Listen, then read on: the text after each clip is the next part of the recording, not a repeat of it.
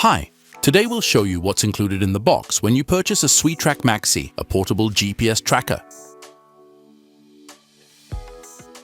When you open the box, you're first greeted by a quick start guide that walks you through getting your Maxi up and running.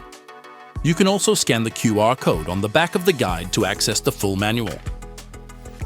Underneath the guide, you'll find the charging cable, which has a USB-A connector on one end and a magnetic plug on the other. Next, you'll find the GPS tracker, the Maxi. On the left side is the magnetic charging port. On the bottom are the removable magnetic plate and the device's sensors. And on the short side, you'll find the unit's ID number. To remove the magnet, slide the magnetic plate toward the charging port side, then lift it off.